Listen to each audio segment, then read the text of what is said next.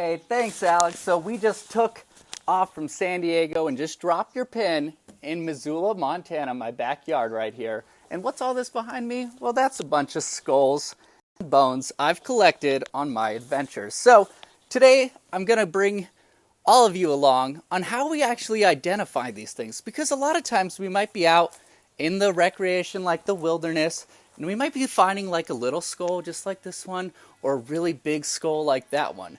But how do we identify what we're actually seeing? Well, that's what we're going to do today, and I am extremely excited to bring all of you along. So, like Alex said, this isn't just a presentation, it's a community outreach. Bring everyone along. If you come into the chat, I want to hear your name, like scream it out in chat as loud as you can, and then I'll give you a shout out as well. So, just while we're waiting for everyone, so each and everything we see here today, I have collected over like many, many years. Like everything here has been found in the past 5 years, all here in Montana. And every species that we're going to go through today has to be found in North America, and it's going to be found also in Montana. You can play along and guess each time. I'll give you a little bit time to guess on each one and point out key features. I'll point out some key features for you, and then I'll explain how we identify it. So, join me as we do this, and let's start off with right here. So what is this, first of all? So it looks like just a piece of bone, but it looks really cool, right? It's all branched like that, and it's got this like big white base. So, in the chat, who knows what this is in general? Just the name of the thing. We don't have to name the specific species yet. All right, welcome back, guys. As we said, like we're all figuring it out, so we just had a little bump. So, again, what is this? So right before I got cut off, this is an antler, and we can actually tell because of this little part right here. You can tell that it attached to something at some point. And this attached to the base of a skull of an ungulate, of a deer actually. So this is an antler. And every year, these fall off their heads. It's called shedding. I love shed hunting, and you guys can come and follow me during those live streams where I shed hunt and look for these antlers. But now, how do we identify? We know it's a deer, okay? But how do we identify which deer it is? So here in Montana, we have two species of deer. We have a white-tailed deer and a mule deer. So, I'll give you the key features if you can guess it. So look at this point. See how it branches off right there into two separate ways, and then there's two small branches off. If anyone knows what this is, go ahead and leave your comment in the chat. And again, if you guys want to play along just for fun, there's 15 pieces that you could guess and guess correctly. The prize is maybe a high five virtually, but we'll see what happens after that. All right, so Chris, you said white-tailed deer. And I'm going to tell you why this is actually a mule deer antler. So a mule deer antler branches like this. So I pointed out this branch section. If you kind of look at this antler, it has two different sections. There's the top part right here. It branches off. There's a main beam that goes here that branches into two small ones, and another main beam that branches off into another little two small ones. Little nub right there. So that is characteristic of a mule deer, is that branched antler, where it has two separate main beams off of one sturdy main beam. So let's move on to this antler right here. Yet again, we know it's an antler, but check it out this time. Look how it goes around with this big beam, and then it kind of cuts off into smaller beams at the top. So we have two different species here, right? Mule deer or whitetail. I just told you for the mule deer over here, that's branched. This one has one single beam. And that one single beam means it's a white-tailed deer. It's going to have one big beam with all these little antlers popping off. So sometimes you don't always find the best sheds. I like the... Thank you so much, Goodjet. I think this is awesome too. This is like literally my passion right now. So sometimes you find like these really cool brown ones. And actually, the really cool thing is they're actually brown because of how they rut, or during mating season, they rub these antlers on trees to put off their scent. and they actually get this really nice dark brown color. But this one right here, it's sun bleached, it's broken, it looks really old, but who knows what this one is? And again, I'm going to point out the key feature.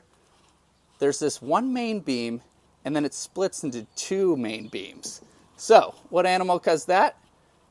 That would be a mule deer. Just like this antler right next to it, it has two main beams splitting off. All right, but now let's work our way to something a little bit bigger. Yet again, still another antler, from another ungulate here in Montana. But this antler looks different, right? There's this really long beam, and it kind of curls at the end. And then there's these two things right here. They're called brow tines. They're kind of sticking out like that. So, who knows what this antler is from?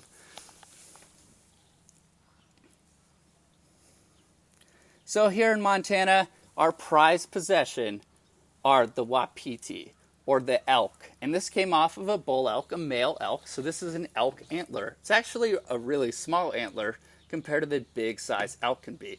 And the best way we know that is mainly this big one long beam that stretches out and doesn't curve a ton, but it has multiple branching points. But the key features are these brow tines right here. They're points that come off right off of the base, which, yes, that does happen with deer, as we can see over here, but not in a straight, uniform way like it does over here. All right, let's move on to another antler. Let's get crazy. This guy's big. Who knows what this one is?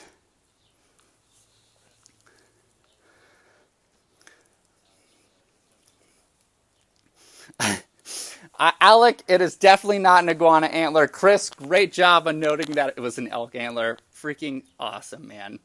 So check this out. So this one is completely different than everyone we saw. Everything branched off a main beam here, right? There's a lot of narrow beams. This one's super thick. Like, look at the size of that thing.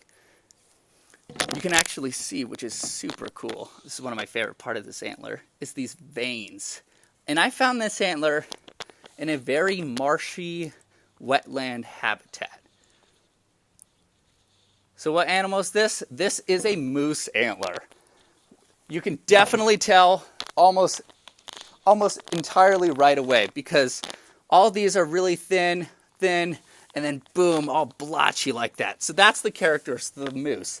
So you have like these antlers sticking out, yeah, these little beams, but then you got this nice paddle. So this is why it's called a moose paddle because, you know, it sort of looks like a paddle. Chris, nice job nailing it. And Love Nature Travel, awesome work on nailing this one. So if you guys like moose paddles, leave a comment. And if you guys think you can row a canoe with this paddle, then I'd really like to know. All right, so we're along the trail. We're walking along. We see something really tiny that catches our eyes. What is that? That's just tiny.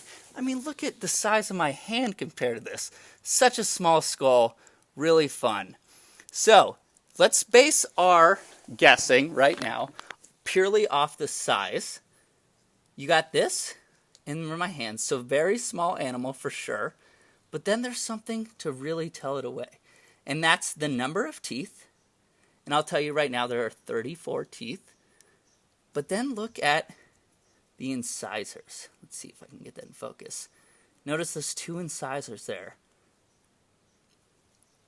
So what we're looking at right now is a common ground squirrel that obviously we could see all the time here in Montana. And one of the best ways to figure out this is in the family Rodentia, is because if we look at these incisors, there's two incisors, but there's no teeth behind them. Lagomorphs, or like the rabbit family, have teeth right behind them right here. And so that's how we know it's not a rabbit skull, because it's about generally the same size. So rodents have these big teeth like this, which are ever growing. And then you just count the teeth, which is 34. Dylan, guess where I learned all of this stuff from? Is from my undergraduate mammalogy class. So I'm right there with you, buddy. So that is your common ground squirrel. Now let's shift gears to here. This is another skull, pretty small. Look at the ground squirrel skull next to it. I actually found this animal, and it was killed by a bobcat, actually. And I took the skull, but you can see the chunk of the skull that was taken out by the bobcat. But look at how it's different. It has those like canines like a carnivore. Really sharp teeth, really pretty incisors. So, who thinks they know what this one is? Alright, and I'll tell you right now that, again, teeth matter. And this one has 36 teeth. And because we can base that it's a carnivore or an omnivore in our case, this is actually a striped skunk. And the best way to know, we have two different types of skunks here, which is striped and spotted skunks. Spotted skunks actually have less teeth, and these have a lot more, which is 36 in our case. And luckily for us, he has all of his teeth, so we can figure that out just from identifying the number of teeth. And always use your best judgment. Obviously, a skunk's not going to be giant like that skull. Biologist in training, I am here to help you with your mammals identification class. So, let's move on. Keep it going down the line. What is this skull right here? Is it an ungulate or like a hoofed animal? Is it an herbivore or a carnivore? So let's look at it. Look at the lobes where the eyes go. They're really big, right? Really big. And they're facing forward. Another thing. Most skulls, yeah, you want to find them with all their teeth, but this is missing a lot of teeth. But look at the type of teeth that go right here. Something big went there, right? Something big and sharp. This is where the canines actually go. So, yet again, who can guess what this one is?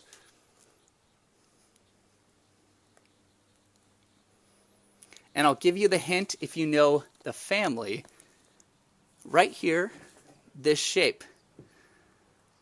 Now you know, Scenes Proud. I've actually watched skunks multiple times on my camera traps on dead deer. I've actually seen skunks go inside the body of a deer killed by a mountain lion and start eating its flesh. Skunks are kind of ruthless, surprisingly. So, anyways, back to this crazy skull. So, based on the canines and the type of teeth we have, so we have like pretty much these sharp, jagged teeth and kind of spread out molars here. And we know it's a carnivore. Dylan and Scene Sprout, you are very close. This is definitely in the canid family, but it is not a coyote. This is actually a red fox. And the best way to tell, actually, is right here on the top of the skull. You can see this sort of V shape right here. So that is characteristic of a red fox right there, this V shape. And if it's a gray fox, actually, this will be more U shape. But this is clearly a very hard V. But, so we just said that was a fox skull. Now there's a skull right next to it that looks very similar. So, it's definitely probably a canine, right? But what kind of canine? Well, I'll tell you what. Dylan and Scene Sprout just guessed it on the last one. This one is the Coyote Skull. So, we can tell the difference because of that different of shapes up top. Yet again, has that characteristic canine. And these canines, actually, if we're here in Montana, we have wolves, obviously. If you were wondering if this was a wolf or a coyote, this canine tooth right here, that big, gnarly one, would be less than 11 millimeters long, while a wolf would be bigger. And if we don't have the canine, we can actually judge by measuring the entire length from the back to the front of the skull, which would be 36 millimeters. If it's greater than that, it is definitely a wolf. If it's less than that, it is definitely a coyote. So, that's how we do that one. But now, we got another animal. But look at the eyes. Look at where they're placed. It seems like it's a carnivore, right? I'm pretty sure it's a carnivore, but where's all the big sharp teeth? Oh, wait. Look at those giant holes. Oh my god. A giant tooth must have been there. I definitely wish this was a chupacabra, Scene Sprout. There is no doubt about that. Look at those giant holes where there was teeth. So, I'll give you a hint. Those were big canines. But then look at the teeth this time. when we were looking at the coyote and the fox skull, they were really sharp and jagged all the way. But then in the back here, we have some molars that are kind of flat. So, oh my goodness, Laurel Taylor, thank you for the donation. This is what it's all about, is just joining the community and supporting conservation efforts. So thank you so much, Laurel Taylor. Awesome work. So back to this skull. So that's your key characteristic right there of identifying, at least getting it down pretty much to the species, is because it has really sharp teeth in front and those wide ones in the back. And that's because this animal is actually an omnivore. Oh, that is a great guess, biology and training. It is not a peccary. This is actually a black bear skull. So one of the ways we can actually figure that out is check out it kind of spearheads out here, but then gets really wide in the back, which is a lot different than a coyote and a fox skull. But then we have these big canine teeth, which unfortunately aren't there, but that's just how it is sometimes. Oh my goodness, hello from Twitch. We're streaming from all these platforms. I'm so excited to see who joins up. So check it out. So these premolars right here are actually so they can eat a lot of grass, because bears actually eat 50% of their diet is vegetarian. And we can tell this is a black bear from two main things. One, this tooth right here cannot be greater than 34 millimeters. If it is greater than that, it is definitely a grizzly bear, which we also have, which obviously can get much bigger, but grizzly bears and black bears can sometimes be around the same size. But a definite telltale sign is this right here. This kind of just slopes down right at the forehead region. A grizzly bear, if you think about it, it's more dished, and it's actually creates kind of a spherical concave environment right here. So it's actually a very interesting way that grizzly bears have dodged bullets in real life, is because of this dish that they have right here. And black bears do not have that. All right, so we moved on from some small skulls. Let's get a little bigger. Check this skull out. Oh yeah, my favorite part obviously is check out these cool antlers. So you can probably already tell, because this one has antlers. We figured out what kind of antlers those were over there, and this one has branched antlers. So from that, we probably know that this is a mule deer right away. But let's pretend this didn't have antlers, right? We can just look at the skull, look at the shape of the eyes, and also look where the eyes are placed. Definitely not up front like we saw with the carnivore skulls. So this is an herbivore, or usually a prey item. Has eyes that are sort of on the side like this right here. And then, of course, we can always look at the teeth. Definitely not sharp, definitely ready to chew on some grass right there. Look at those. Those are all just molars right there. But one way that we know that this is a mule deer, besides just seeing the antlers, let's just pretend they didn't have there. Look at this preorbital lobe, excuse me. See right here, I can almost stick my finger in there. That is really deep. That deepness is a really big characteristic of a mule deer.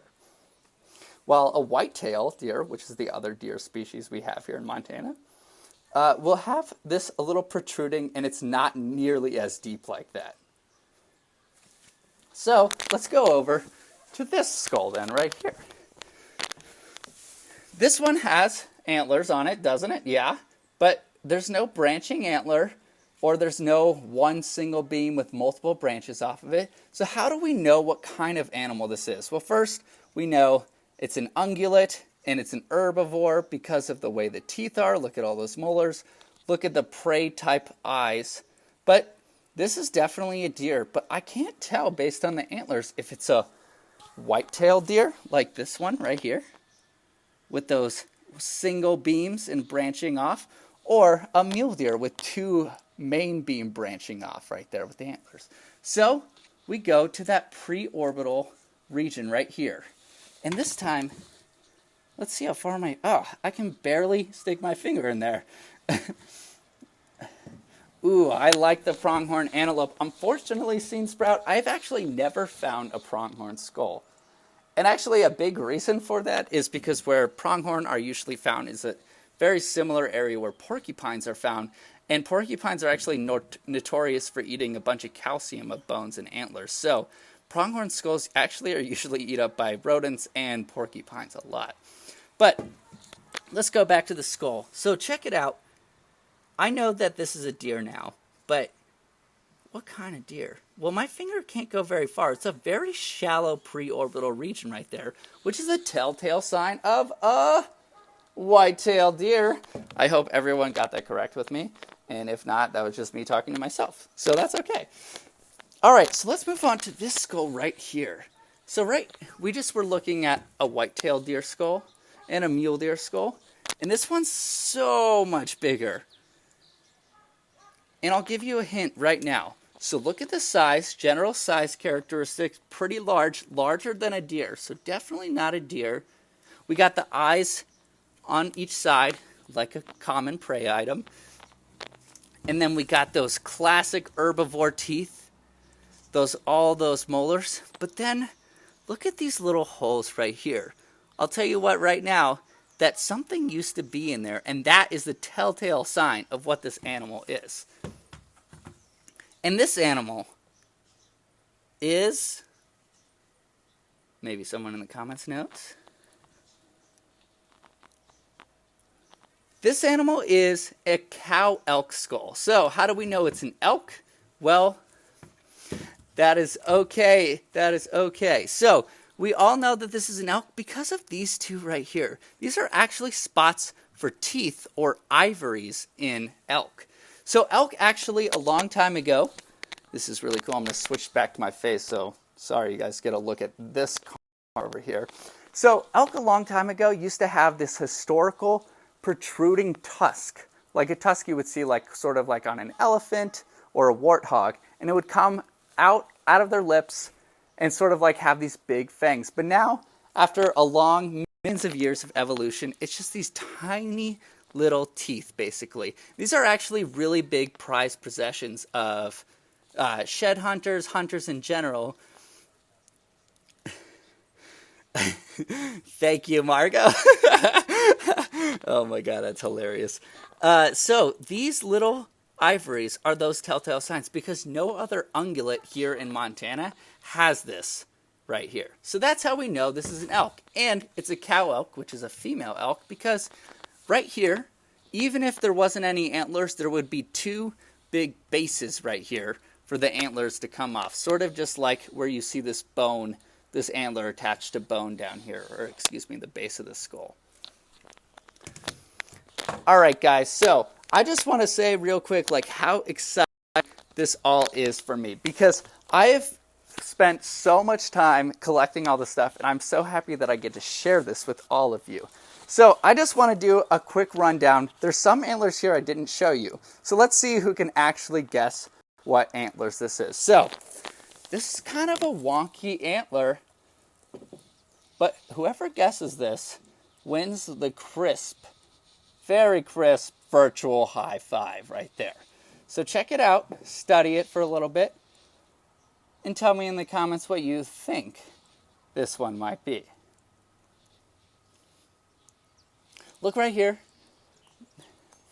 There's this nice beam. Oh my goodness, Beam Shark figured out that it's a white-tailed deer because she was looking at the beam, right? There's just one solid beam and then these small little branched off antlers right there. So that is very correct. That is a white-tailed deer. So I just want to talk about some cool stuff right now.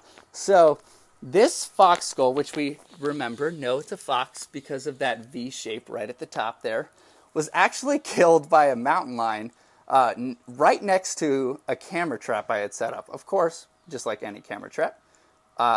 Didn't get it on camera, but it is still really awesome to see.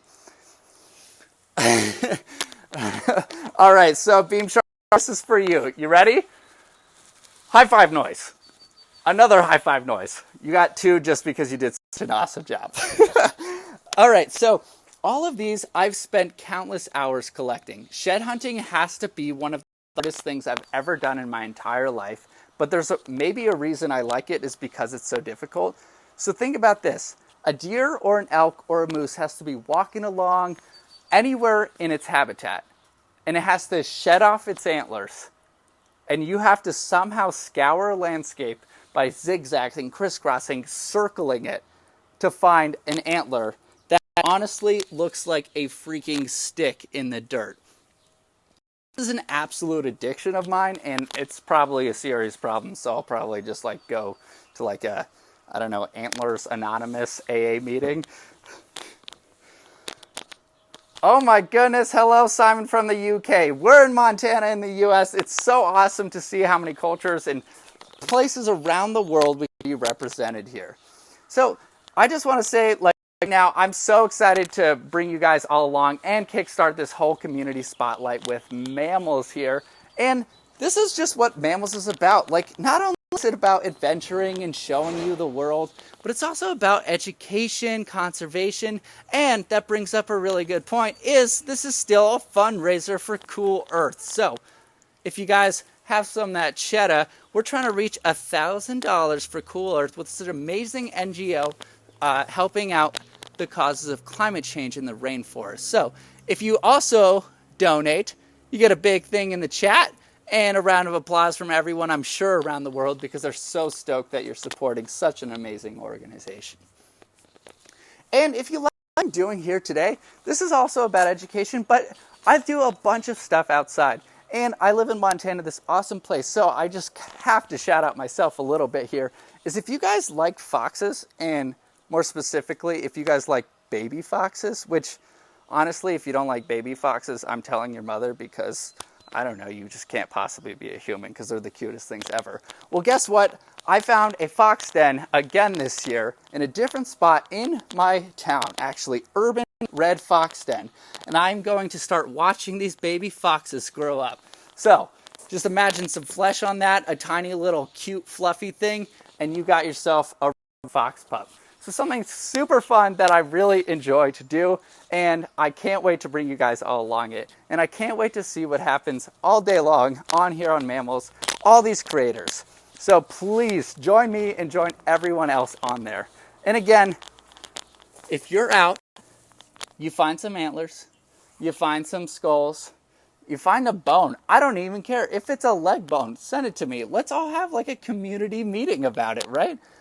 We're all being able to be connected and educate each other on this. So that's the thing about some of this is I might find something and bring it home.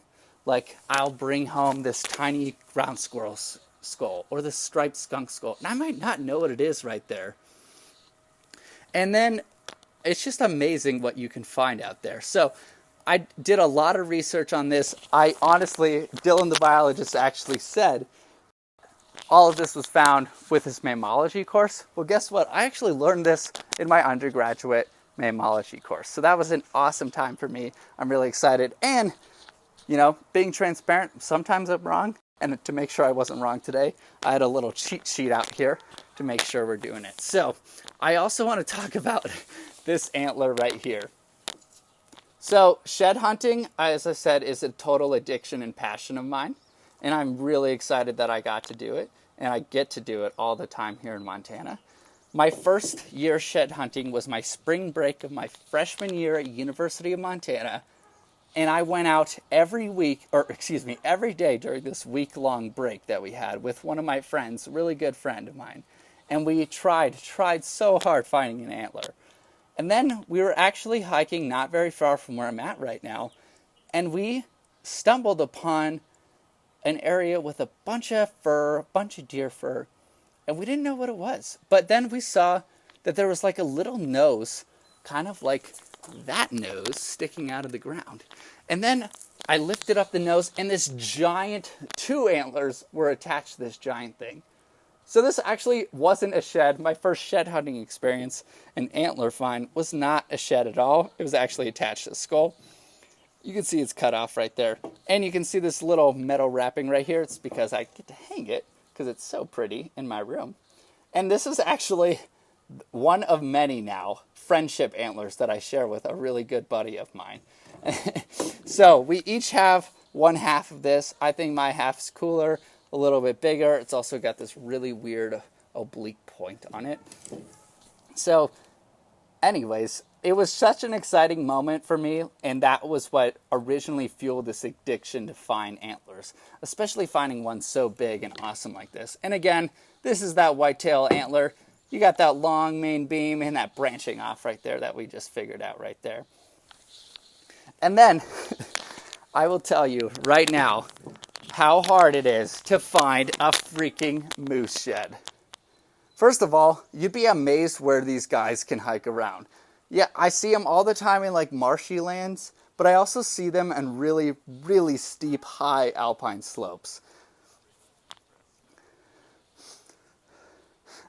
I totally agree. Friendship antlers are so fun. I feel like we should all have our own friendship antler. So I was talking about with like, so when Scene Sprout mentioned if that was a pronghorn skull, that it was, a lot of them get eaten by rodents. And here on this moose paddle, actually, you can see all these marks. Look at all those marks. And you actually can tell if you look really closely. Check this out. There's like a divot in each one, and that's actually from rodents eating this to getting the calcium in them. So that's one thing about shed hunters is we always want to find the best shed that's really fresh and brown like this one, and you want to try and get it before rodents eat them for calcium. But it's pretty interesting though, because I'd be interested in the comment section what you think about that, because is there an ethical reason to not shed hunt possibly? Because I am possibly taking away an animal's calcium deposit. Granted, yes, there's plenty of bones out there, but antlers also are a much easier source because it's actually easier for them to chew and break down. But look at all those. Look at all those teeth marks right there. Oh my goodness. All right, so let's go to how I found this bear skull. I spent about 10 hours one time in some of the steepest terrain I've ever been shed hunting. And I was looking for antlers, and I actually got to the top of a point and found someone's binoculars case. So someone actually had beat me to this shed hunting spot. I was trying to find these antlers.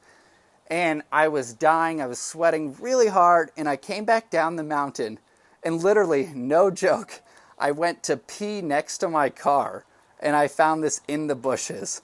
And it's the only black bear skull I've ever found to this date. And of course, it doesn't even have the cool canines like that. But it was just such an interesting day of finding absolutely nothing and then finding this. And I feel like most of these skulls have been found shed hunting, just like this one right here. I was shed hunting all day in another really steep area, and then I dropped down into a drainage, no joke, probably a quarter mile from the road. I was actually going back to the car, and I freaking saw this beauty, this awesome mule deer skull. And just, God, those antlers are so awesome. I just feel so cool. So I actually was walking down the road with this, and this person stopped me. And first of all, they're like, yeah, you got a cool shed. But then they were like, hey, you better be careful out there because there was a mountain lion sighted at this campground 10 miles away. And this was, sometimes it's hard for me because I sometimes feel like not everyone totally understands that we're surrounded by these animals all the time, especially mountain lions. They're so freaking elusive, and we might not know they're around, but they're always around us. And it was a really good opportunity for me to explain to him that not only was this potentially killed by a mountain lion, but just because one was sighted doesn't mean it's not always there. Hello, Lonely Seed Productions. Welcome to the kickoff of the Community Spotlight for Mammalz. Check out all my cool skulls. I hope that one day we can all adventure together and look at all these antlers. And hello, Kaylee. Welcome to the Community Spotlight as well. So we just went over about how to identify each one of these, the skulls, the antlers on the skulls, what main characteristics. And now I'm just going through a fun time of how I found all of these. So this is that cow elk skull. So remember, based on the size, it's pretty big, and we definitely know it's an elk because of these ivories right here that only an elk has here in Montana. Those historical ivories that have evolved to just little teeth but used to be kind of tusks. This one I actually found was one of my first elk skulls ever to find here in Montana. And I like it so much because there's this giant hole, which I can't imagine if this happened before or after. That's sometimes the hard part about finding an animal after death, is figuring out why it died. But it's just such an interesting, like, what do you guys think? Do you think a bobcat, a mountain lion, a wolf killed this? I will tell you that there was definitely the area I found this in. I was actually looking for wolves because I was working as a wolf technician here in Montana, researching them. So it definitely could have been a wolf, but like, God, can you imagine the power to take a chunk out like that? It's super interesting. So one way you can a lot of times sometimes tell if it's what animal took this down is sometimes based on what has broken. And yes, you can only make assumptions because you weren't really there, and you have to be sure based on if it was actually in the moment. But we can guess about what these were. So this actually was broken. It actually fell off, and this had the end of a nose on it like that.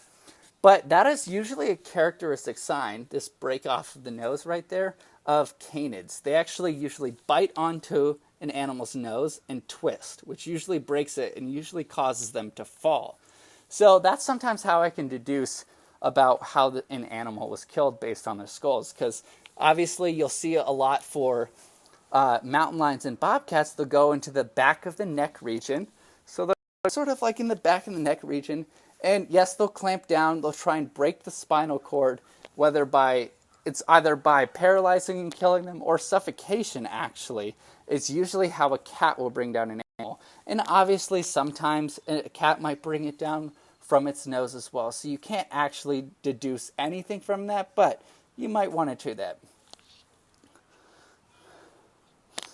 Simon, the holy grail of finds, which I have desperately tried to find so many times in Montana, is a bull elk skull. So a male elk skull with the antlers attached to it. I would think that is the coolest thing ever. All right, welcome back. And I only got like a minute left here, so I just want to sum this up by saying thank you so much for joining me. Thanks for letting me show off my very proud collection here of antlers and skulls. And I can't wait to show you and bring you along a bunch of adventures of.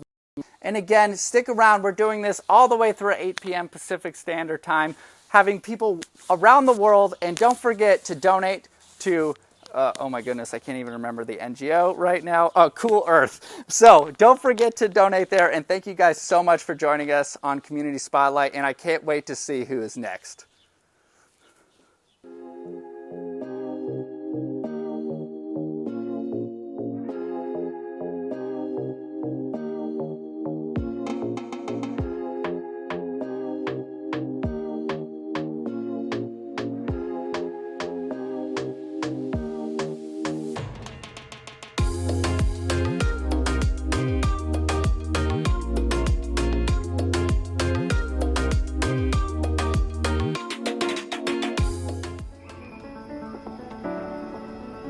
We all understand the importance of protecting the world's rainforest.